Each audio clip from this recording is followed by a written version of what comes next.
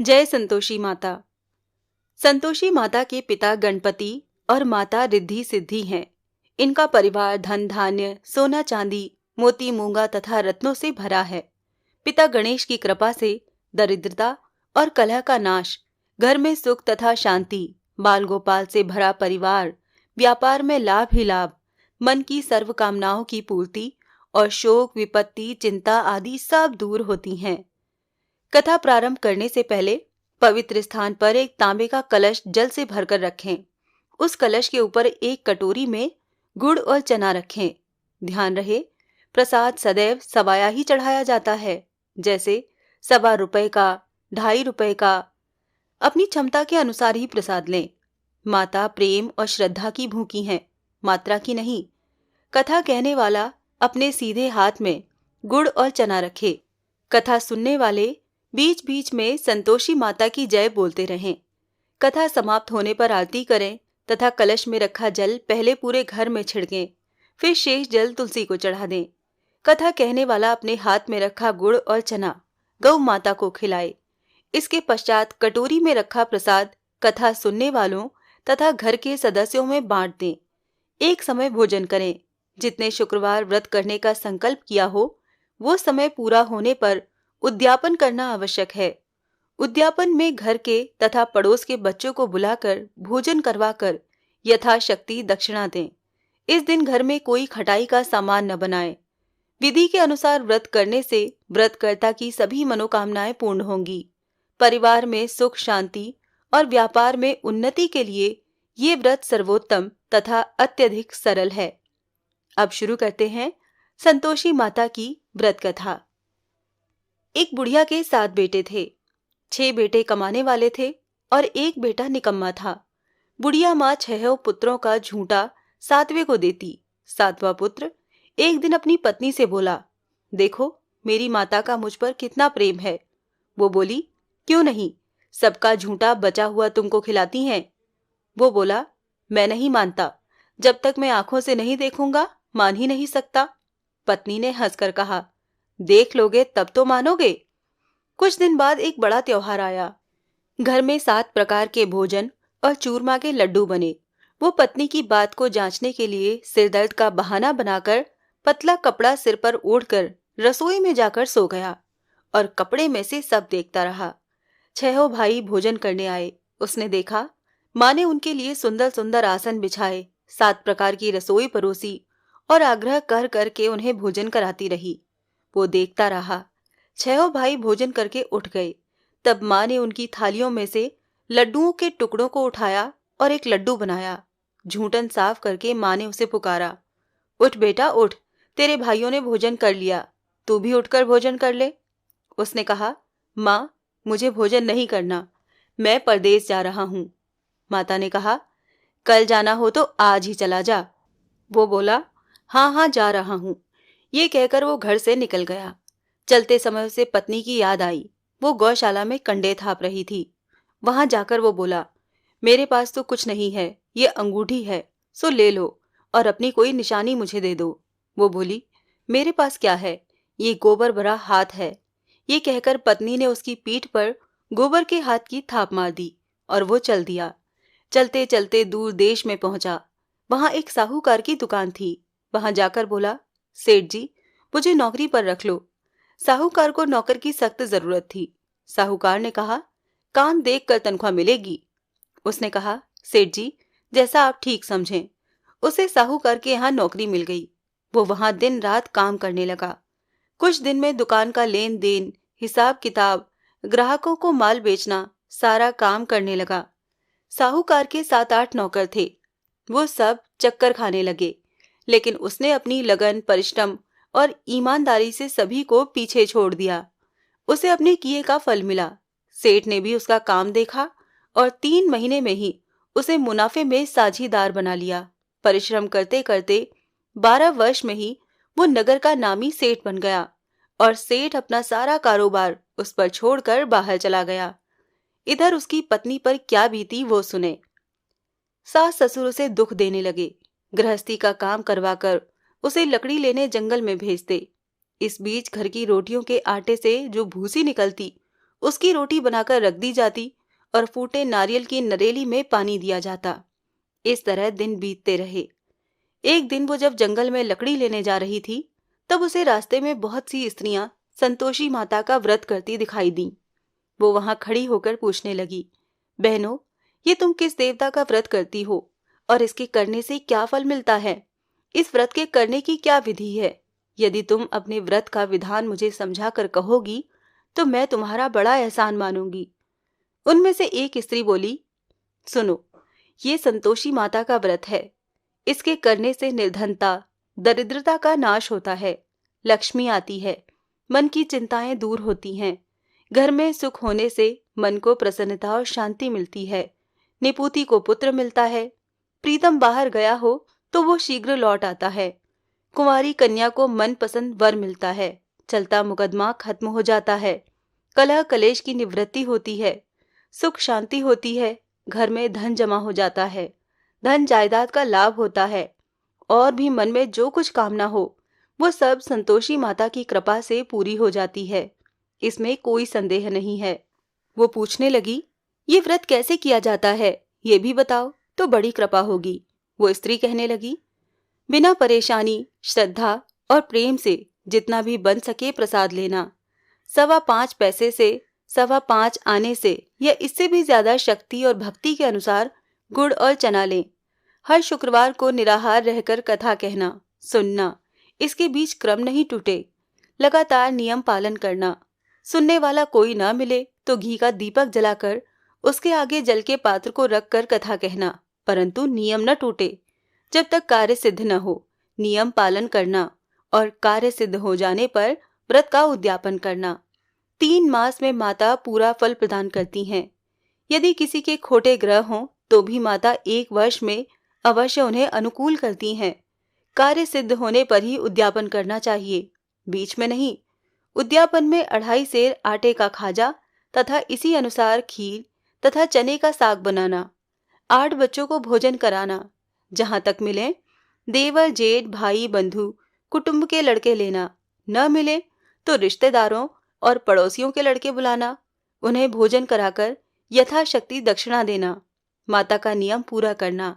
ध्यान रखना, उस दिन घर में कोई खटाई न खाए। ये सुनकर वो वहां से चल दी। रास्ते में लकड़ी के बोझ को बेच दिया और उन पैसों से गुड़ चना लेकर माता के व्रत की तैयारी करके आगे चली। रास्ते में संतोषी माता के मंदिर में जाकर माता के चरणों में लौटने लगी। विनती करने लगी, माँ, मैं दीन हूँ, निपट मूर्ख हूँ, व्रत के नियम कुछ जानती नहीं, मैं बहुत दुखी हूँ। हे माता, मेरा दुख दूर कर, मैं तेरी शरण में हूँ। माता को दया आ गई। एक शुक्रवार बीता कि दूसरे शुक्रवार को ही उसके पति का पत्र आया और तीसरे शुक्रवार को उसका भेजा हुआ पैसा आ पहुंचा। ये देखकर जेठानी मुंह सिकोड़ने लगी। इतने दिनों बाद इतना पैसा आया, इसमें क्या बढ़ाई है? लड़के ताने देने लगे। काकी के पास अब पत्र आने लगे, रुपया आने लगा। अब तो काकी की खातिर बढ़ेगी, अब तो काकी बुलाने से भी नहीं बोलेगी। बेचारी सरलता से कहने लगी, भैया, पत्र आए, रुपया आए तो हम सबके लिए ही अच्छा है। ऐसा कहकर आंखों में आंसू भरकर संतोषी माता के मंदिर में जाकर मातेश्वरी के चरणों में गिरकर रोने लगी। माँ, मैंने तुमसे पैसा नहीं मांगा, मुझे पैसे से क्या काम?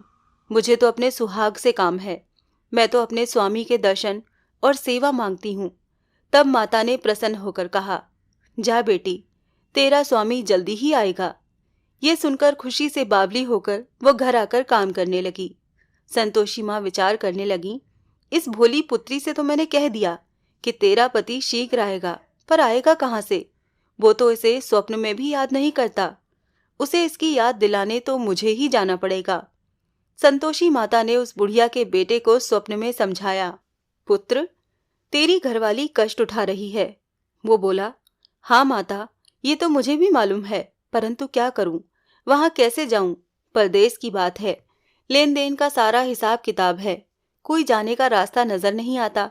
आप ही कोई राह दिखाएं कि वहां कैसे जाऊं। माता कहने लगी, सवेरे नहा धोकर संतोषी माता का नाम ले, घी का दीपक जलाकर दंडवत कर और दुकान पर जा बैठना। देखते देखते तेरा सारा लेन देन चुक जाएगा, जमा माल बिक जाएगा, सांझ होते होते धन का ढेर लग जाएगा। वो अगले दिन सुबह बहुत जल्दी उठा। उसने अपने मित्र, बंधुओं, परिचितों से स्वप्न में माता द्वारा कही गई बात कह सुनाई। वो सब उसकी बात सुनकर उसकी खिल्ली उड़ाने लगे।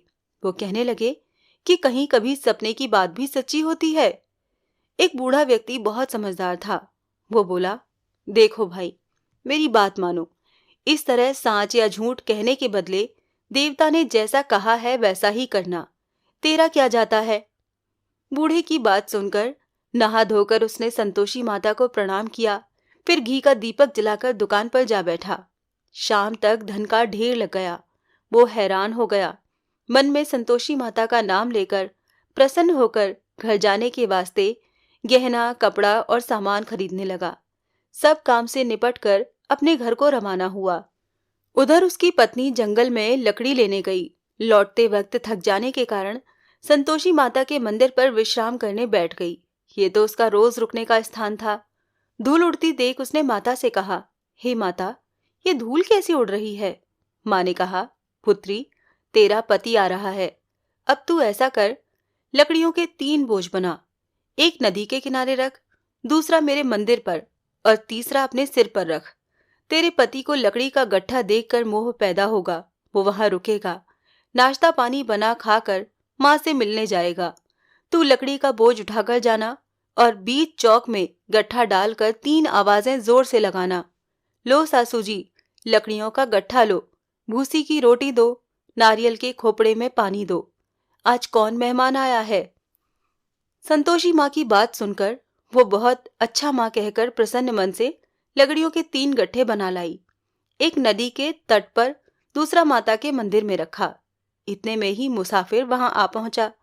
सूखी लकड़ी देख उसकी इच्छा हुई कि अब यहीं विश्राम करे और भोजन बनाकर खा पीकर गांव चले। इस प्रकार भोजन कर, विश्राम कर वो अपने गांव में आ गया। उसी समय बहू सिर पर लकड़ी का गट्ठा लिए आई। उसने गट्ठा आंगन में डाल जोर से 3 आवाजें दी। लो सासू जी, लकड़ी का गट्ठा लो, भूसी की रोटी दो, नारियल के खोपड़े में पानी दो। आज कौन मेहमान आया है। ये सुनकर सास ने अपने दिए हुए कष्टों को भुलाने हेतु कहा, बहू, तू ऐसा क्यों कहती है। तेरा मालिक ही तो आया है। बैठ, मीठा भात खाकर कपड़े गहने पहन। पत्नी की आवाज सुनकर उसका स्वामी बाहर आया और उसके हाथ में पहनी अंगूठी देखकर व्याकुल हो गया। उसने माँ से पूछा, माँ, ये कौन है। माँ बोली, बेटा, ये तेरी पत्नी है। आज 12 वर्ष हो गए।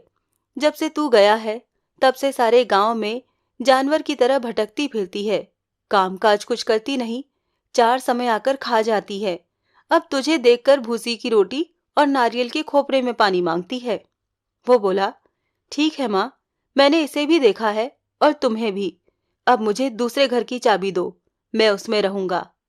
ठीक है बेटा, जैसी तेरी मर्जी, कहकर माँ ने चाबी का गुच्छा बेटे के सामने रख दिया। उसने दूसरे घर को खोलकर सारा सामान जमाया। एक ही दिन में वहां राजा के महल जैसा ठाट बाट बन गया। अब क्या था, वो सुख भोगने लगी। अगला शुक्रवार आया तो उसने पति से कहा, मुझे संतोषी माता का उद्यापन करना है। पति बोला, बहुत अच्छा, खुशी से कर ले। वो उद्यापन की तैयारी करने लगी। जेठ के लड़कों को भोजन के लिए कहने गई। उन्होंने मंजूर किया, परंतु पीछे से जेठानी ने अपने बच्चों को सिखाया, देखो रे, भोजन के समय सब लोग खटाई मांगना, जिससे उसका उद्यापन पूरा ना हो। लड़के भोजन करने आए, खीर पेट भर कर खाई, परंतु बात याद आते ही कहने लगे, हमें कुछ खटाई खाने दो, खीर खाना हमें भाता नहीं, देखकर अरुचि होती है। लड़के उठ खड़े हुए, बोले, पैसे लाओ। भोली बहू कुछ जानती न थी, उसने उन्हें पैसे दिए। लड़कों ने बाजार जाकर उन पैसों से इमली खरीदी और खाई। ये देखकर बहू पर माता जी ने कोप किया। राजा के दूत उसके पति को पकड़ कर ले गए। जेठ जेठानी मन माने खोटे वचन कहने लगे। लूट लूट कर धन इकट्ठा कर लाया था, सो राजा के दूत उसे पकड़ कर ले गए हैं। अब सब मालूम हो जाएगा, जब जेल की रोटी खाएगा। बहू से ये वचन सहन नहीं हुए। वो संतोषी माता के मंदिर में गई और कहने लगी, माता, तुमने ये क्या किया, हंसाकर क्यों रुलाया। माता बोली, पुत्री, तूने मेरा व्रत भंग किया है, इतनी जल्दी सब बातें भुला दी। वो बोली, माता, भूली तो नहीं हूं, न कुछ अपराध किया है, मुझे तो लड़कों ने भूल में डाल दिया, मुझे क्षमा करो माँ। माँ बोली, ऐसी भूल भी कहीं होती है? वो बोली, माँ अब भूल नहीं होगी, अब बताओ मेरे पति कैसे आएंगे? माता ने कहा, पुत्री जा, तेरा पति तुझे रास्ते में ही आता मिलेगा। वो मंदिर से निकलकर बाहर आई तो रास्ते में उसे अपना पति आता हुआ मिला। उसने पूछा, कहाँ गए थे? वो बोला, इतना धन जो कमाया है उसका कर राजा ने मांगा था, वो भरने गया था। वो प्रसन्न होकर बोली, भला हुआ, अब घर चलो। फिर अगला शुक्रवार आया। वो बोली, मुझे माता का उद्यापन करना है। पति ने कहा, ठीक है, करो। वो फिर जेठ के लड़कों से भोजन को कहने गई। जेठानी ने लड़कों को सिखा दिया कि तुम पहले ही खटाई मांगना।